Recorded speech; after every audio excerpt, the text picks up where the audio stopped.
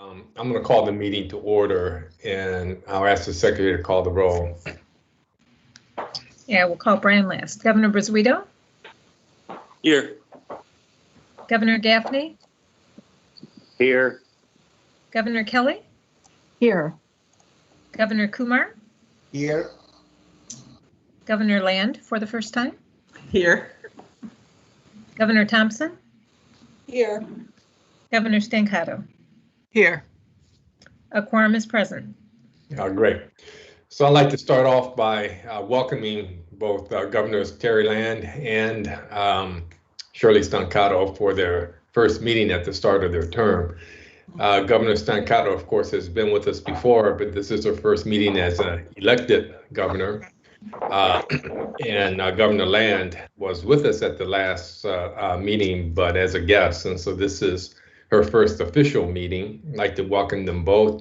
And, hopefully we'll be able to get together soon for more appropriate welcoming in person with a reception. So we could really introduce you to the university community and they can get to know you a little bit. So look forward to that time.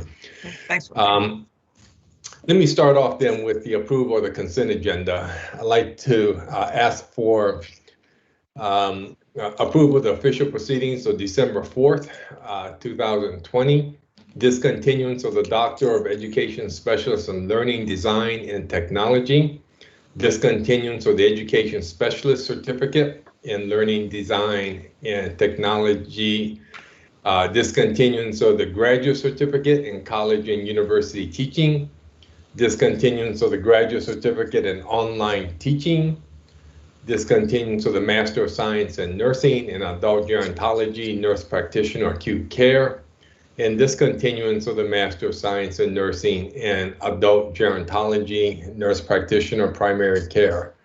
And then McGregor Memorial Conference Center Elevator Modernization Program, and then the State Hall renovations. So I will take a motion for all of those. So move. So moved. Second. Okay, well, it's moved by Governor Stancato and seconded by Governor Briswito. All in favor, signify by yes. Yes. Aye. Aye, okay. I will do it also. And any no's? Okay, great. So the motion passes. Let me just move right into the President's report. I'll say that, well, there's been a lot going on despite the fact that we're in the midst of a pandemic. We did have our 2021 tribute to the Reverend Dr. Martin Luther King on our usual date, Monday, January 18th. It was, of course, done a little differently than in past years. The event was held to honor the life and legacy of Dr. King. Our guest moderator was Kimberly Gill, news anchor for WDIV Local 4, and she served in this role really for the past 5 years. This year's special guest was Carolyn Randall Williams. She's an award-winning poet, educator, young adult novelist, and cookbook author, as well as an activist, public intellectual, performance artist, and scholar. And I have to say, I wasn't familiar with her before the event, but she was just really dynamic. And the conversation between Ms. Gill and Ms. Williams was enlightening. It was encouraging. It was challenging. It was uplifting. And throughout the conversation, Ms. Williams exuded a fierce intelligence, a disarming charm, a touch of glamour, and a depth of lived experience that belies her 32 years. She was just phenomenal. And we received rave reviews and extremely positive feedback from the many viewers of the program.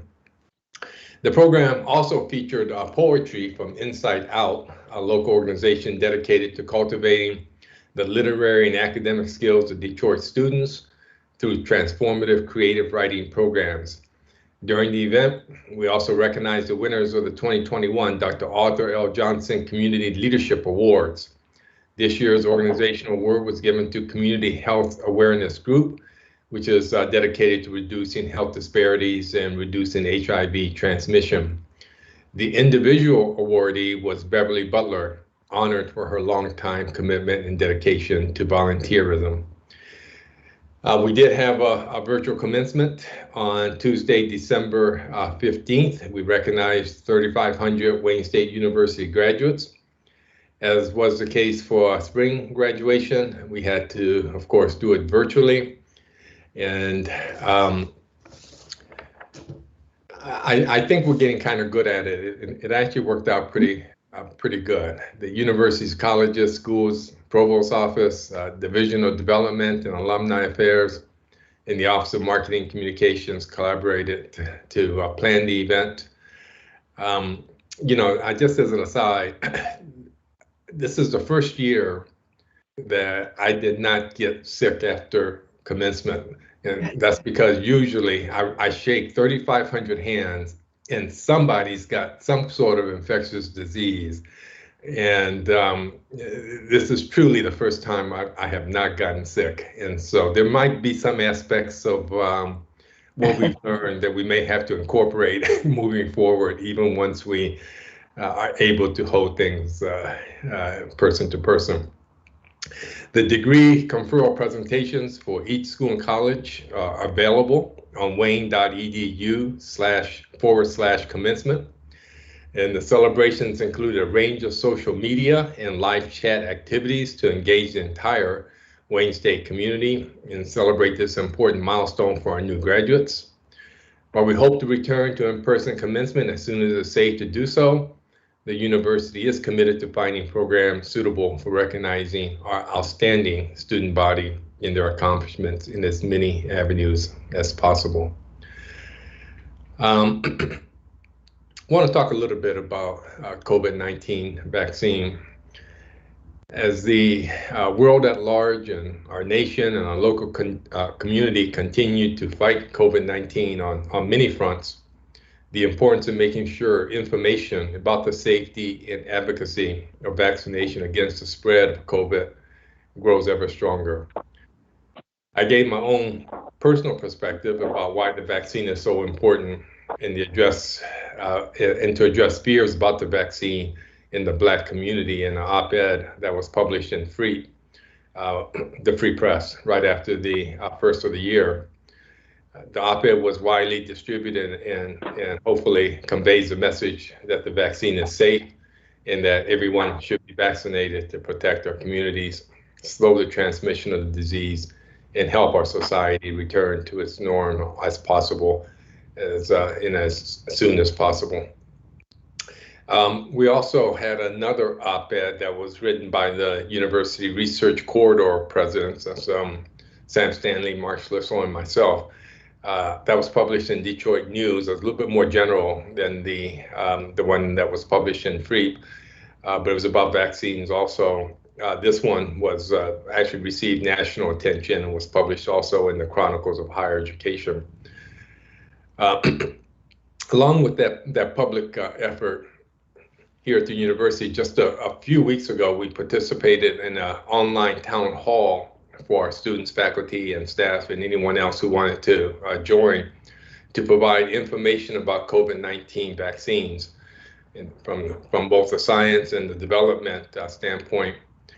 The town hall was one of our most popular ever, with over 1,700 people watching it live, and and about 1,200 people that was actively chatting during the event.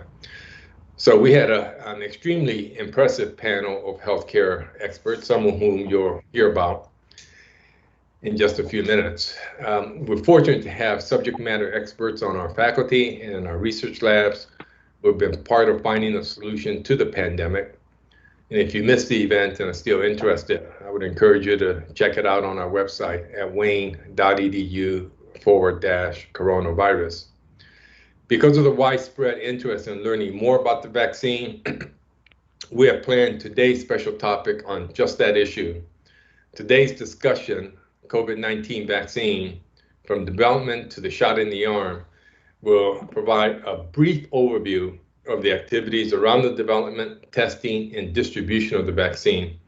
And I'm going to call on Interim Provost Lori Claiborne to begin this session and introduce us to today's speakers. Provost Claiborne. Thank you, President Wilson. I got off mute pretty quickly there. It is indeed my pleasure to introduce our two speakers for this afternoon, who are valued colleagues. First, Dr. Mark Zervos is the Assistant Dean of Global Affairs and a professor at the Wayne State University School of Medicine. He is also the head of infectious diseases for the Henry Ford Health System. Dr. Paul Kilgore is a physician, associate professor, and the director of research in the Department of Pharmacy Practice in the Eugene Applebaum College of Pharmacy and Health Sciences. He is also a senior investigator in the Global Health Initiative at Henry Ford Health Systems. Together, Dr. Zervos and Kilgore have over 60 years of combined research experience, including vaccine trials. They are co-principal investigators on the Moderna trial and the J&J phase 3 trials in Detroit. And together, these trials have enrolled several hundred diverse participants from the Detroit area. They also serve on our University Public Health Committee and have provided generous service to the university in the interest of keeping our campus as safe as possible. They've also been drivers of our partnership with the Detroit Health Department in testing, both on campus and in the city of Detroit, and now in the development of a program that has hundreds of our nursing, pharmacy, and medical students participating in mass vaccination efforts with the city of Detroit, offering vaccine to people in nursing homes, homeless shelters, the TCF Center. They are simply stellar examples of our Wayne State faculty. Today, they're here to share an update on the development and testing of the COVID vaccines and to address many of the questions we are hearing regarding safety, efficacy, and the development of various mutations of the virus. And with that, I will turn the floor over to colleagues Dr. Zervos and Kilgore. Thank you very much, Provost Claiborne, and thank you very much, President Wilson. It's great to be here with everyone, and it's quite an honor. We really appreciate your time, Board of Governors, everyone. Julie, I'd like to ask you if first you can hear myself. Okay. And then Mark should speak up as well. Mark? Yeah, no, it's an honor to be part of this presentation. No, thank you very much, Provost Claiborne and President Wilson. Great. Okay, so our audio is working, and now, Julie, may I share slides then? Please. Okay, thank you.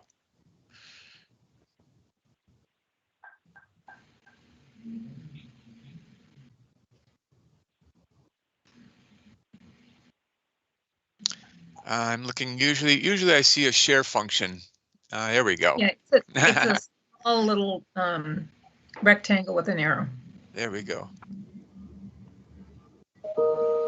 Okay, and I assume you can see that? Yes. Fantastic. Okay, without further ado, I'm going to turn it right over to Mark to get us started off. Thank you, Mark. So, no, thank you, Paul. I'll ask you to change the slide. So, right from the beginning of the pandemic in March, when Michigan was third among states in number of cases, number of deaths, Wayne State University has partnered to lead the fight against COVID in the city of Detroit.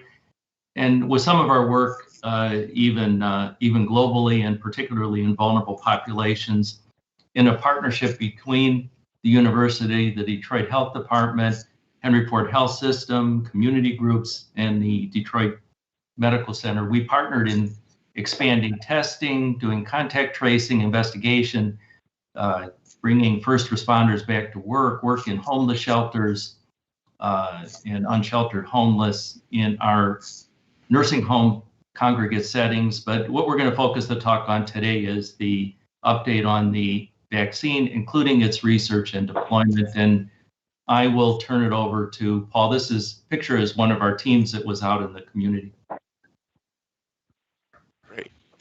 So one of the things that we wanted to mention first off is that it has been mentioned in the press and in media about the development of vaccines. So I just wanted to touch on this very briefly. And one of the take-home messages from this graphic is that it is true, we have gotten much better over the past 15 to 20 years in doing clinical trials for vaccines. And there's a couple real good reasons for that. One is that the technology for vaccine development has gotten much stronger, much better, and the mRNA vaccines are a great example of that. And as it turns out, actually, these mRNA vaccines have been in the works since the 1990s. So the long track record actually leading up to the pandemic laid a really strong foundation for accelerating those vaccines in development. The other thing to know is that when we are doing our trials, and I'm right here now in our vaccine trial clinic, we use a lot of electronic databases. We have very little paper that is part of the study. So that actually helps in transmitting information, gathering data from participants who actually fill out information on an electronic app on their phone. And it actually really accelerates data cleaning and data analysis for the trials. Also, electronic data submission to the FDA is now the typical mode for submitting information. And one of the things that you see here, the two steps, the IND step, the investigational new drug that's submitted, that paperwork, all the preclinical information, that's now digitally submitted. And then when you look at the biologics license application process here, that also is electronic data. That speeds up everything.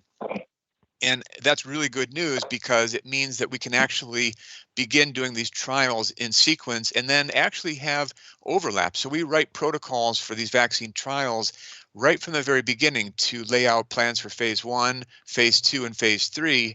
And then, of course, the other big thing that happened with accelerating SARS-CoV vaccine development is the fact that BARDA and the federal government supported vaccine manufacturing scale-up very early on last year, and you see that step was present even as the trials were going on.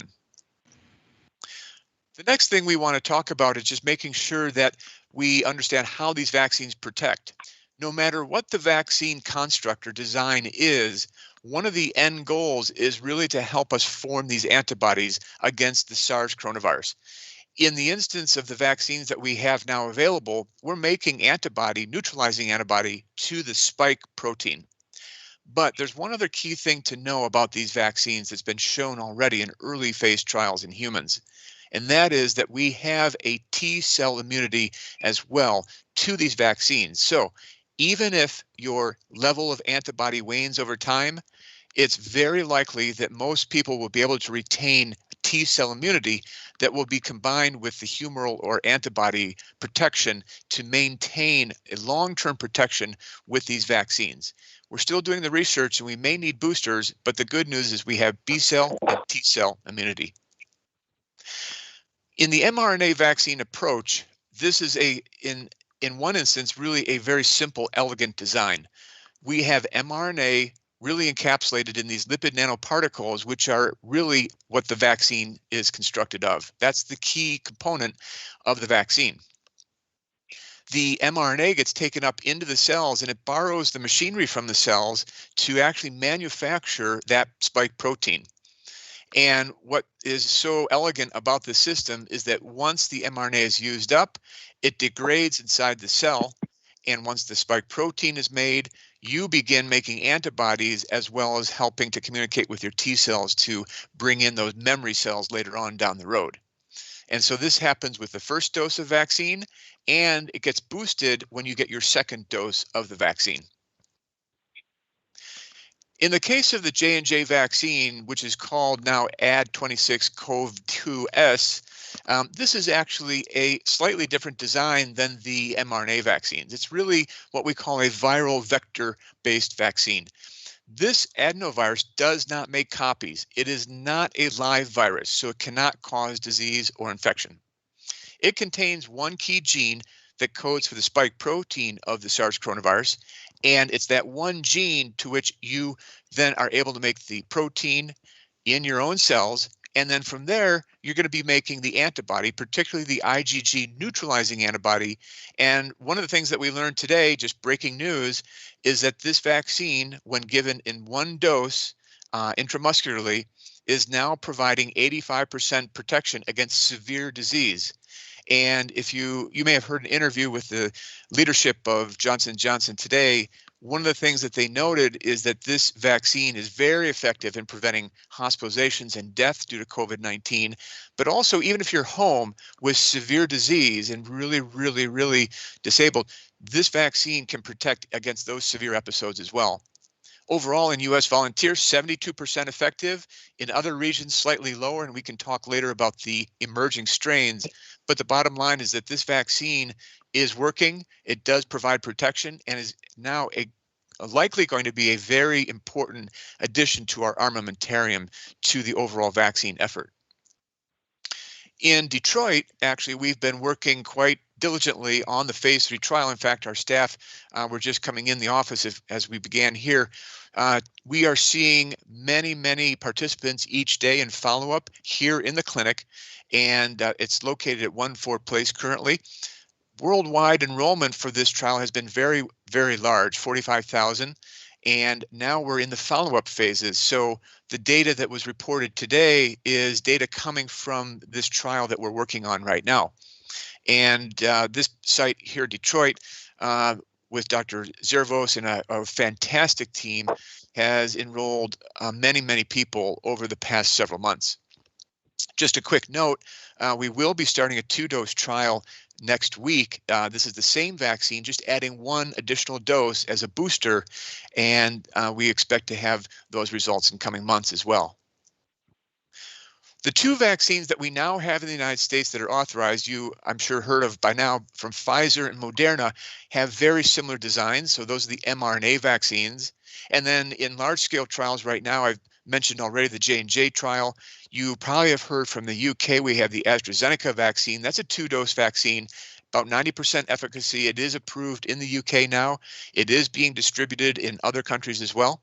And then you may have also seen the news very recently for the vaccine from Novavax, a small biotech company in Maryland, and that is showing 89% efficacy. The good news is that we have additional trials going on in the United States. In fact, Wayne State is an enrollment site at iBio for the Novavax vaccine trial, the phase 3 trial. So it has a little bit lower efficacy against the South African strain, and we can discuss why that might be. But the bottom line is that we may need to also redesign future vaccine boosters, and Pfizer and Moderna are already beginning to do that. In the Moderna phase 3 trial that we began back in July, this is also a very large trial, about 30,000 folks enrolled.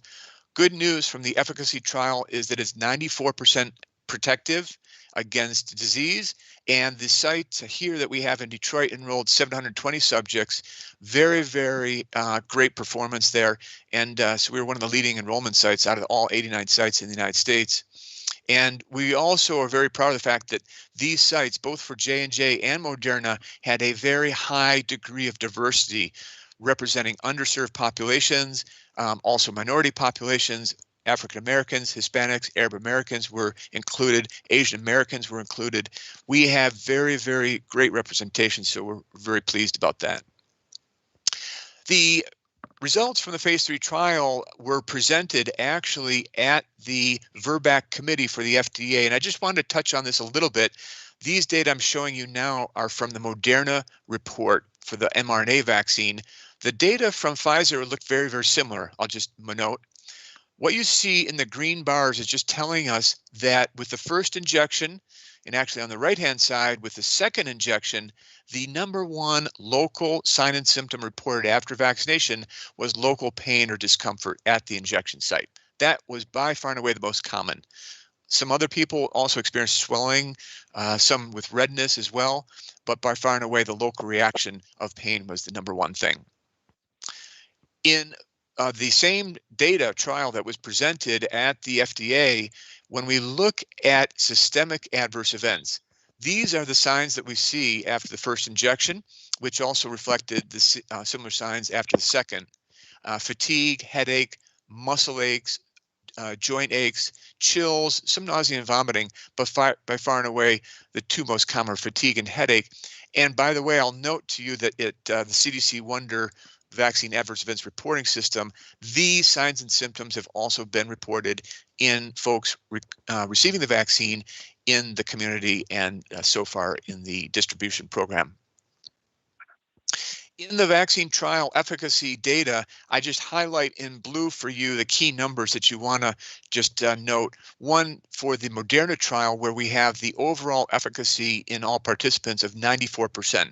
So the FDA, based on these data and other data that were presented, did issue the EUA for Moderna. You can see the breakdown in age groups. So older folks, the vaccine was slightly less efficacious, but we do expect that. Overall, though, not significantly different between the two age groups, as you can see by the data.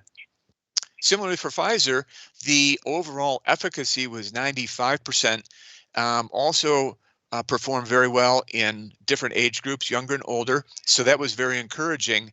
And so both the Moderna and the Pfizer vaccines are 2-dose regimens. Very important for everyone to get 2 doses of these vaccines to make sure they reach this high level of efficacy and keep a sustained level of antibody over time. In the news, I'm sure you've heard a lot about the emerging strains of the SARS coronavirus 2. Just want to make a few notes for you here. We do know that we have these strains now in the United States. The changes that are happening in the virus are coming as a result of passage from one person to another and selective pressure to really adapt to the human receptor, particularly the ACE2 receptor. This is a receptor everyone has, and the virus uses that receptor to enter your cell. So the better it can bind to that receptor, the quicker it can cause infection and more efficiently replicate, as well as move on and get passed on from one person to another. The UK strain is in Michigan. We have at least 18 cases now, probably more by this point. And also the other strains to note, the Brazil strain, the P1, the South African strain, the B1.351 has just been reported from South Carolina. And I would expect all of these, but especially the UK and the South African strain, to continue their spread throughout the United States as we move forward in the next several weeks. One of the common characteristics is that we do see that these viruses, these new strains, are more transmissible. There is a report, the nerve tag report from the UK, suggesting that these strains are more lethal as well. And this is a really important point when it comes to not only treatment, but also prevention. And I'm sure Mark can comment much more on the treatment aspects, but certainly we're concerned about the efficacy of monoclonal antibodies and convalescent plasma down the road. So do these vaccines work against the mutated strains? Current data suggest that they do. However, the South African strain did show less reactivity to antibody that you make from the Moderna vaccine. And there's other data that's being gathered right now to look at that very carefully, because what everyone is thinking about right now is two things. One is, do we need a booster down the road, and or do we need to redesign or change out the genes for the spike protein to adapt to the new strains that are circulating? So watch for more news on that. I suspect that we're going to be hearing a lot more about that in the next few weeks. When we talk about vaccine deployment in the United States, we are #1 concerned about safety and effectiveness in the general population. This is being monitored very closely through many systems I don't have time to go into now, but I can tell you the CDC is really, really focused on this. And certainly our goal is to reduce transmission from one person to another and across populations, raise herd immunity, but also decrease morbidity, mortality. We really have a major goal in this vaccine deployment to reduce disruption to the society, restart the economy, and also help preserve healthcare capacity so we can take care of folks that have other medical conditions of importance. The other key thing that we're very, very concerned about is ensuring equity in the vaccine allocation and distribution. Certainly within Detroit and Southeast Michigan and across Michigan, that's one of our #1 goals. But nationally, this is a major, major goal of the administration, NIH, CDC, and the FDA as well. We are working with a lot of partners across Southeast Michigan, with the Detroit Health Department, other county health departments, and these partnerships are critical to accelerating implementation of the vaccine. And then finally, I would mention we have new communication materials being developed consistently and constantly so that we can actually improve the way that we communicate about these vaccines to really address things like vaccine hesitancy, which are critical. And Mark, I'll turn it back to you now.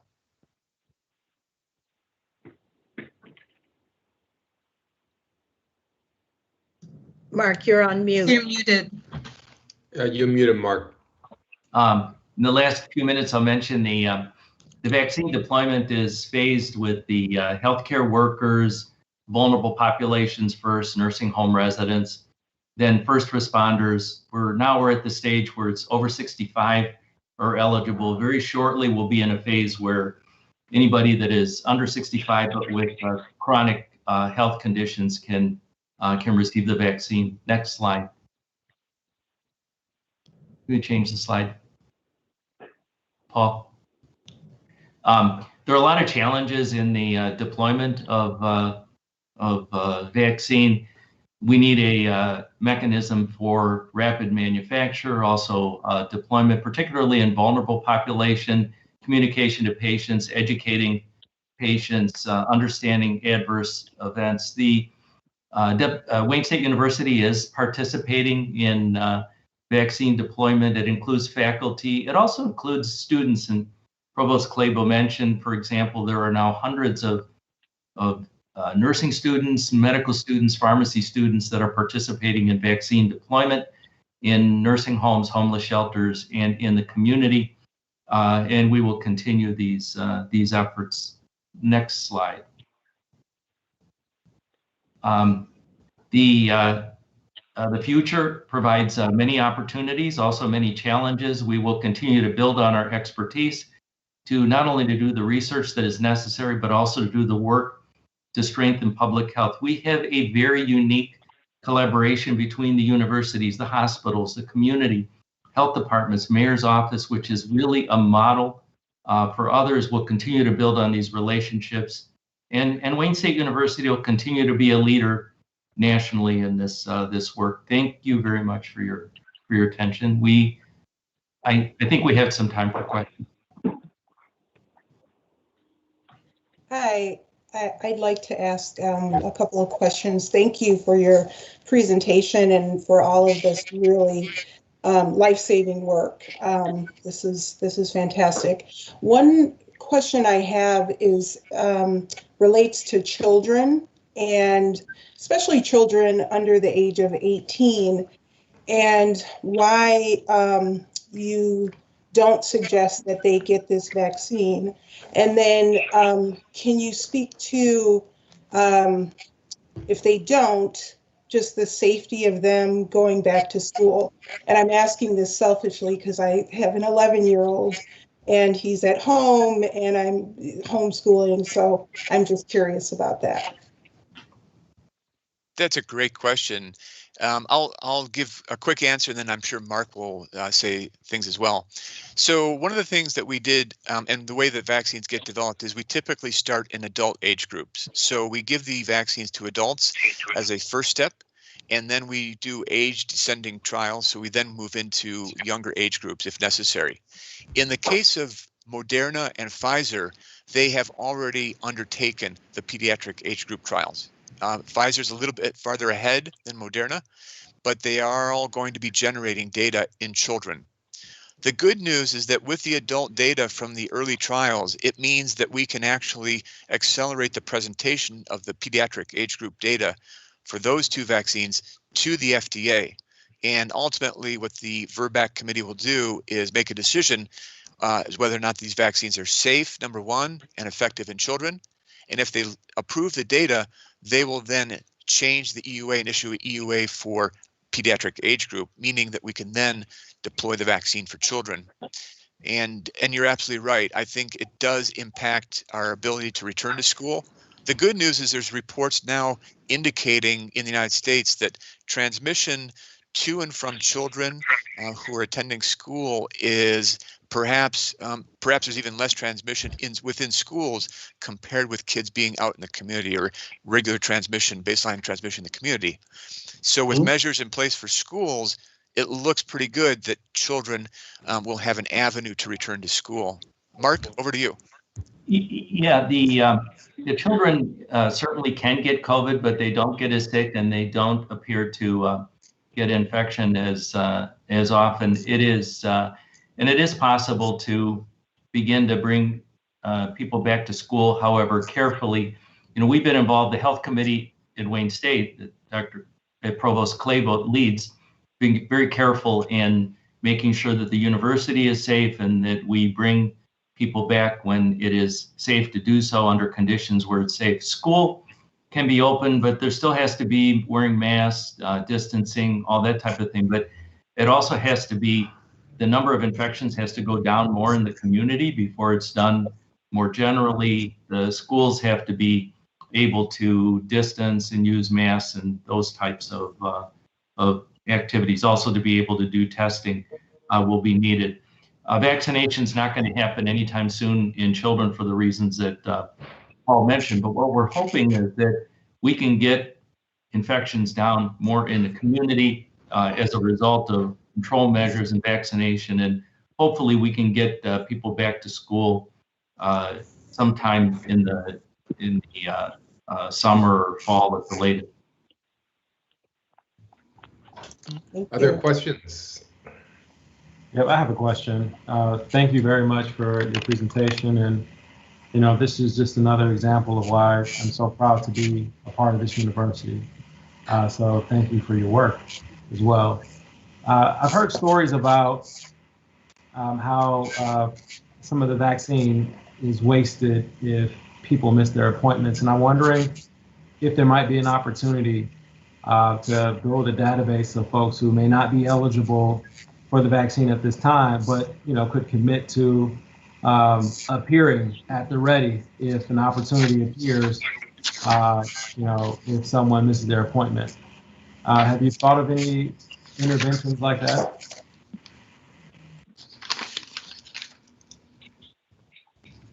There's a couple things that's a great question. In fact, it's true. If someone does miss their appointment, we run the risk of having to waste that dose because we can't keep it overnight. And one of the things that's great about what's going on in Detroit is, for example, at the Wayne State Clinic or TCF, there's an interactive way to reach people both through text messaging and email, and potentially setting up a way to connect with people who could be at the ready, almost like a waiting list, so to speak, would be ideal because from each vial we can get only a limited number of doses, and we know right now our supply is very, very tight. So certainly that's something that I can bring back to our group that's working in the clinics, both at Wayne State and in Detroit. So thank you very much. Yeah, with of course, with supplies being still limited, not wasting any doses is critical, and the vaccine distribution centers are getting better with that, including measures to make sure that we get all of the vaccine out of the vial. Other questions?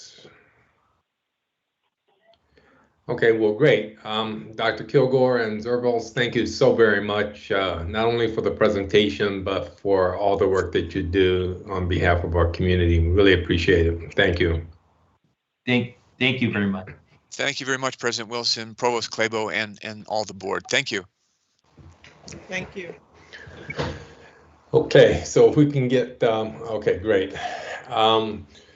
We'll move on to the board committee reports, and two of the board standing committees met this morning. I'll call on the chairs of both committees for a brief report. First, Budget and Finance Committee was chaired by Governor Barnhill. Thank you, President Wilson. The Budget and Finance Committee met this morning and considered 2 action items and received 3 informational reports from the administration. The action items included funding to modernize the elevator at the McGregor Memorial Conference Center, which includes upgrading electrical gear, compliance with local codes, modifying the elevator machine room, and upgrading the existing elevator itself. The second capital project was to award a contract for design and pre-construction services for the comprehensive renovation of State Hall. Both of these projects were on the consent agenda that was just approved earlier this afternoon. Okay. The information reports include, an update on capital projects, an overview of purchasing exemptions, those expenditures for purchase orders greater than $25,000 that are issued without competitive bids, and a report on the contingency reserve, which had no request for transfers this month. Now that concludes my report. Thank you, Governor Barnhill. Next was Academic Affairs Committee chaired by Governor Gaffney.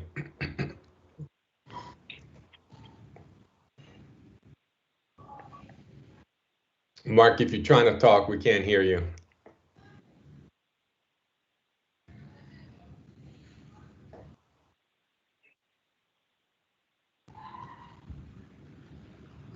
Governor Gaffney, are you on mute or are you? He is on the phone, so I'm not sure that he's.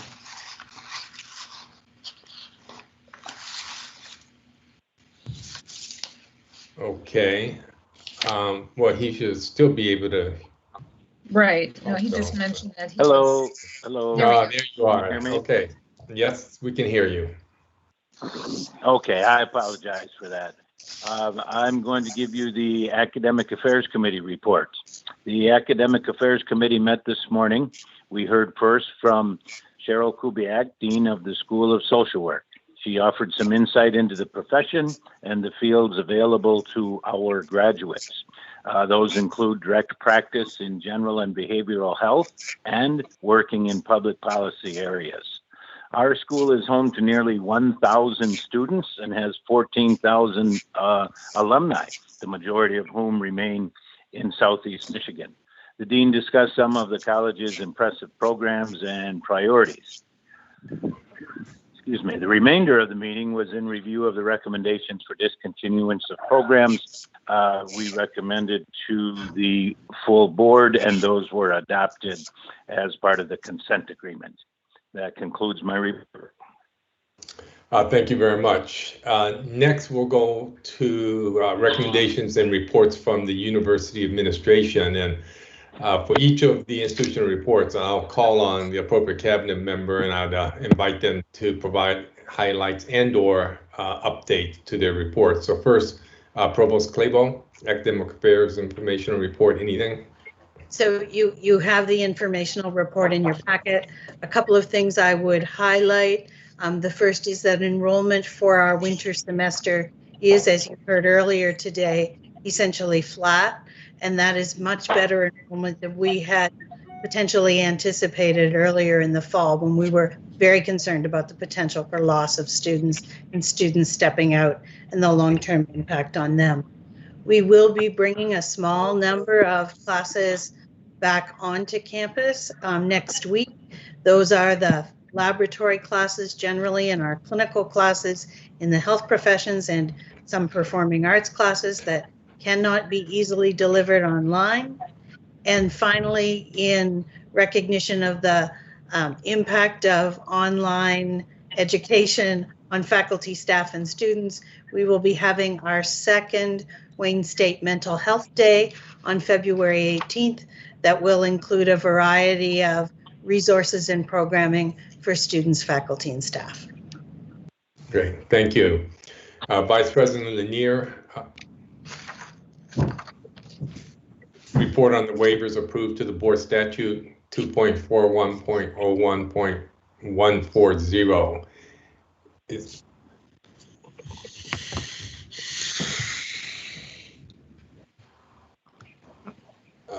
Julie, is that a for information? It's an information item. There's no. Right. Is there anything you wanted to add on that, Steve, or is that good? I don't have anything to add on that. I'll just add a couple of thoughts to the presentations we've heard today. Okay, go ahead.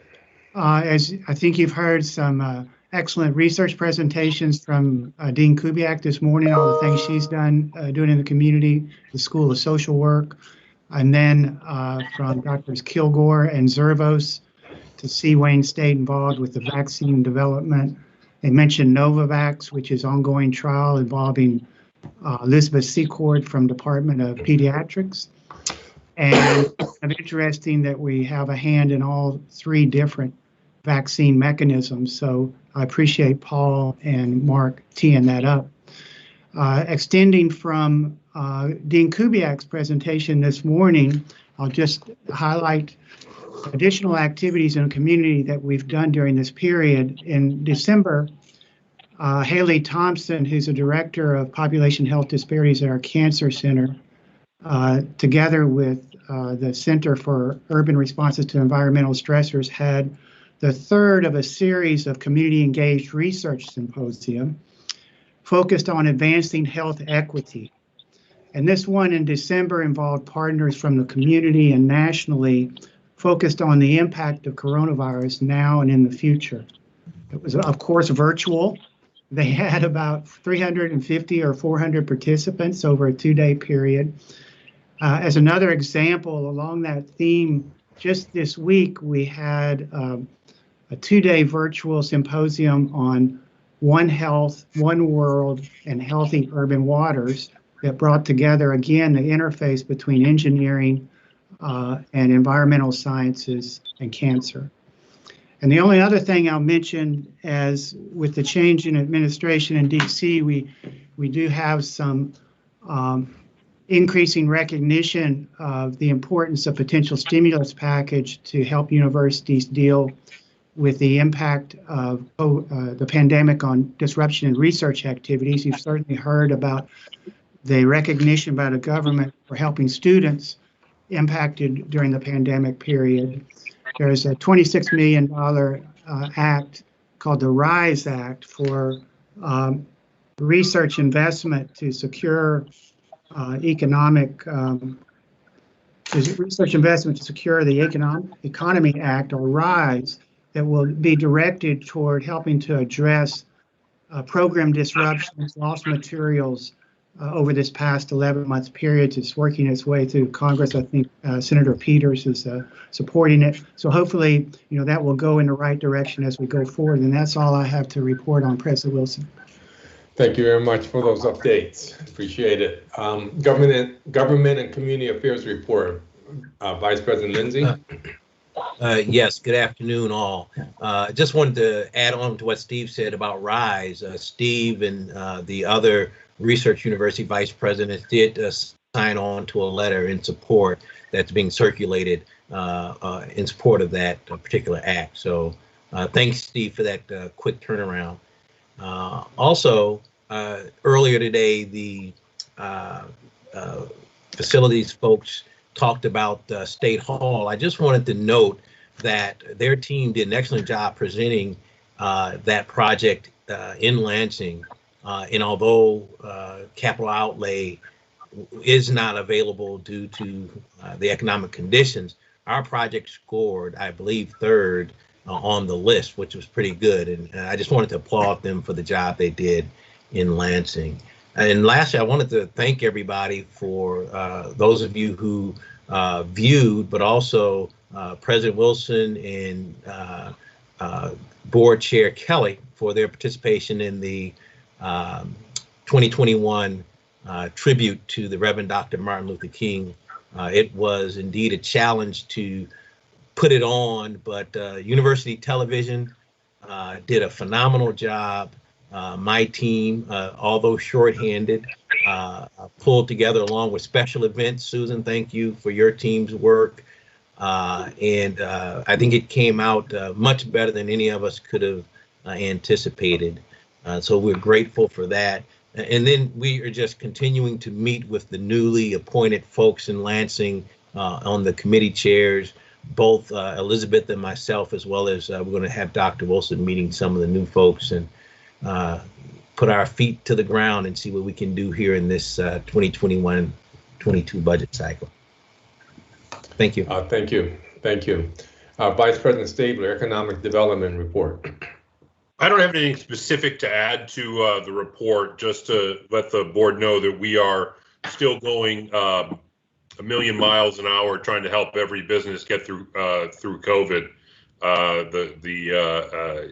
prolonged health crisis is making a mirror in the economy as well.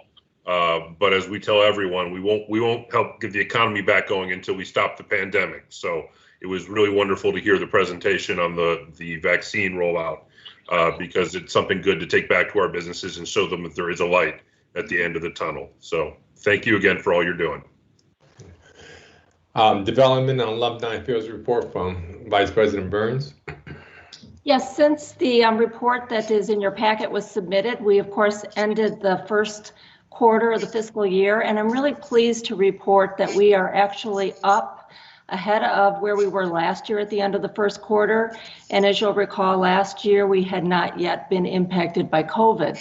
So we're feeling really good about that progress, that we've been able to pivot and continue to fundraise, and we're very hopeful that we'll be able to continue at this pace and have an excellent year. Thank you. Great. So we have an action item that's required here, and I need a motion that the Board of Governors establish endowment funds that total $1,291,892.35 for the purposes requested. Could I get a motion, please? So moved. Support. Okay, I'm going to say it was Governor Bussuito that motioned and Governor Thompson that seconded. That's what I have too. Okay, great. All in favor? Aye. Aye. Thank you. Thank you. Next. Okay, we come to a very important part of the meeting now, which is the election of officers, something that we do during this time every year. So the first is going to be the election of the chair. And I'd like to open the floor for nominations for chair of the board. Is there a nomination, please? Yes, I'd like to nominate Marilyn Kelly. Thank you. Is there support? Support. Okay, it was nominated by Governor Thompson and supported by Governor Stancato. Are there any other nominations? Okay, I will then ask for a verbal show of support. All in favor to close nominations and elect Governor Kelly as chair of the board for 2021. Please signify by saying aye. Aye. Aye. Okay. Anyone opposed, please say nay. Okay, it is unanimous. We will then go on then to nomination of vice chair, and I would like to open the floor for nomination of vice chair of the board. Can I get a motion? So moved. Okay, I see Governor Bussuito, and was that you, Governor Stancato, seconding?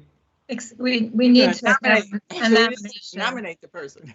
We don't have a name. We don't have a name. I nominate Mark Gaffney. You're right. Yeah, I'm ahead of myself. Sorry about that. Okay, so we have a nomination. I nominate Mark Gaffney. Yes, And thank I'll you. support that nomination. Okay, so we now have a proper nomination and we have a proper motion and support. Are there any other nominations for vice chair? I will then call the question. Again, similar as with the chair, I'm going to ask that you signify by aye if you favor this nomination or support this nomination. So the nomination is for Governor Gaffney as vice chair for 2021. Can I get a show of support with aye? Aye. Aye. Okay. Anyone opposed? Okay, so that was also unanimous. Thank you very much for that. We now open the floor for nomination for treasurer of the board. I'd like to nominate as interim treasurer Bill Decatur. Okay, can I get support? Support. Are there any other nominations? Okay, same thing. All those who approve, say aye, please. Aye. Aye. Any opposed? Great. And then finally, open the floor for nomination for secretary of the board. I'd nominate Julie Miller. Okay, can I get a second? Support. Okay, nominated by Governor Kelly and supported by Governor Thompson. Excuse me. Can I again get the same signal of aye if you support it? Aye. Aye. Any opposition? Great. So all of these were unanimous. I'd like to congratulate Governor Kelly for chair, Governor Gaffney for vice chair, Bill Decatur for treasurer, and Julie Miller for secretary. Before we go to the public comment, I'd like to yield the floor to Governor Kelly, who wants to make a comment. Yes, thank you. I'd just like to thank my colleagues on the board for electing me chair, and I'm eager to serve again. Certainly this past year's been a really challenging one. Most of us are happy to put 2020 in the rearview mirror and welcome in a new year. So the start of 2021 is a perfect time, I think, to reflect on the past and to frame intentions for the future. And to that end, I've consulted in recent weeks with every member of the Board of Governors, and each of us has pledged to renew our efforts to work together in the best interests of this great university. And we've agreed on our intentions. I think the unanimous votes today for the leadership of the board are an indicator of those intentions. And another good indicator is the cooperation that went into the appointment of the board's committee chairs and committee members. The appointments include all board members and reflect their personal leadership skills and interests. I believe we're coming together and we'll be working productively this year. Like most educational institutions, Wayne State continues to face significant challenges.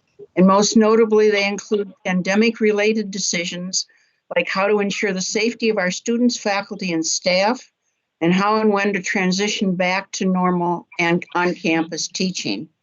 I'm confident, with members of the board working together hand in hand with the administration, that wise decisions will be made and implemented, and that Wayne State will remain warrior strong. Thank you, Mr. President. Thank you, Governor Kelly. We do have two requests to speak from members of the community. Those speaking at this time present their remarks in audio format only, obviously because of the kind of meeting we're having. Each of you will have 3 minutes for your statement, and when you have 1 minute left, the secretary will give a signal that your time is almost up. The first person I have that signed up for the public comment is Megan Dombrowski. Hello, can you hear me?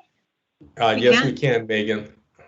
Thank you. Hello, and thank you for allowing me to speak today. I'm Megan Dombrowski. I am the president of the Wayne State University chapter of Students Demand Action, a national organization of students fighting to end gun violence in America. Wayne State University Students Demand Action wishes that the Board of Governors pass a recurring declaration recognizing the first week of February as National Gun Violence Survivors Week. Every day in America, an average of 100 people die from gun violence and more than 200 are wounded. By early February, more people in America are killed with guns than are killed in other high-income nations in an entire year, as our gun death rate is 11 times that of our peer countries. Yet as a society, we still struggle to grasp the toll of the crisis beyond statistics or what we see on the news. Beyond these numbers are parents who never got to kiss their kids goodbye, gunshot victims living with physical and emotional wounds, entire families heartbroken by gun suicide, and students who fear for their lives when in a classroom. We are a nation of survivors. 58% of adults in America, including 68% of Black and Latinx Americans, are survivors of gun violence, either experiencing gun violence themselves or caring for someone who has experienced gun violence in their lifetime. To help more Americans acknowledge their own personal connection to gun violence and realize that they are not alone in their experience, we recognize the first week of February as National Gun Violence Survivors Week, which also represents the approximate time it takes for gun deaths in the U.S. to surpass the number of gun deaths experienced by our peer countries in an entire calendar year. Wayne State University Students Demand Action seeks this recurring declaration in honor of Jenna Bowker, a student leader and survivor of gun violence, our faculty advisor, Barbara L. Jones, a survivor whose son was tragically shot and killed in 2017, and all survivors of gun violence who are part of our warrior community. We feel that it is crucial for the university to formally recognize National Gun Violence Survivors Week, for we are situated in the heart of Detroit, a city that is not immune from gun violence. By the university formally recognizing National Gun Violence Survivors Week on a recurring basis, we hope to honor survivors of gun violence, amplify their voices, and raise awareness about this public health crisis. If you look at the documents I have shared with you, I have outlined the proclamation we are seeking. Thank you for your time today. Thank you very much, Megan. Typically, just so everybody's clear, we typically don't put the board in a position to have to, vote on something in terms of a public comment without consideration, unless the board wants to do so, which would be an exception to the usual practice. So I think what we would do is take that request and advisement, Megan, and I know that last year, if I'm right, Julie, that this came up last year, and the board actually wanted to take action at that time. I think this is asking for something on a yearly basis. Is that right, Megan? Recurring, I believe. Yes. Recurring. Okay. What is the board's pleasure to consider it or to take action now? Okay. I think, Megan, I'm not hearing anything right now from the board, but I think they need a little bit of time to consider this. So I want to thank you very much for your advocacy, and we will take this up, okay? Thank you very much. Okay. The second person is Maureen Moore. Hello, are you able to hear me? Yes. we are. Okay, thank you so much for letting me approach you today. I am a longtime staff member at Wayne State since 2003 in several different positions with the epidemiology department. But what I wanted to talk with you about today is the Wellness Warriors program. I had been concerned earlier this year and late last year that we hadn't seen anything on the academic site for people to be able to sign up to have the consultations with Debbie Cavender, who is an absolute wonderful jewel to your program. Since then, I've spoken with Debbie, and I've spoken with Brett, who is the head of the program. He was so kind to give me a call earlier this week. And he did explain to me that Wellness Warriors is coming back in a different format now that we are all working off-site and virtually. But he did assure me that Wellness Warriors is coming back. It may be pared down a bit, but the reason I wanted to talk with you today is just to explain and put the thought to you that this program is invaluable to those of us on staff and those of us in the Wayne State community that benefit from all the different components of the Wellness Warriors program. And I also want to let you know that Debbie Cavender, who is the nutritionist, who is really the human component of this entire program, she offers us hope. She gives us a reason to believe that we can get through whatever crisis we're going through. And with the pandemic last year, I know that myself personally, I lost 3 good friends and I lost 2 family members to COVID. And that wasn't throughout the year last year. All of that happened within a time span of about 5 weeks. and this is a very personal observation that I'm sharing with you, but in those 5 weeks, life was really tough. And I'm going to tell you that Debbie Cavender was a lifeline. And Debbie is a small component of your Wellness Warriors program. But I just want all of you to know, because you are the decision makers at Wayne State, please, please never take that program away. I mean, I can tell you personally, it's a lifeline. Many of my colleagues at work are also very connected to Wellness Warriors. And when we didn't see anything on Academica, there was growing concern among us, among the campus community, that we had lost that because of the pandemic or because of funding. Maureen, your time is almost up. Okay, well, thank you for letting me know that. I just want you to know that this is invaluable. We need this, we need her, we need Wellness Warriors. So thank you so much for listening to my plea. I appreciate that. Thank you so much. Roy, you're on mute. Thank you very much, Marina. I'm sure I speak for the entire board in expressing some sympathy for your loss, and Warrior health is a very important aspect of what we do here. So, Wellness Warrior. So thanks for speaking up for that. With that, then, there's no further business to conduct, and so the meeting stands adjourned. Thank you all very much. Enjoy the weekend. Thank you.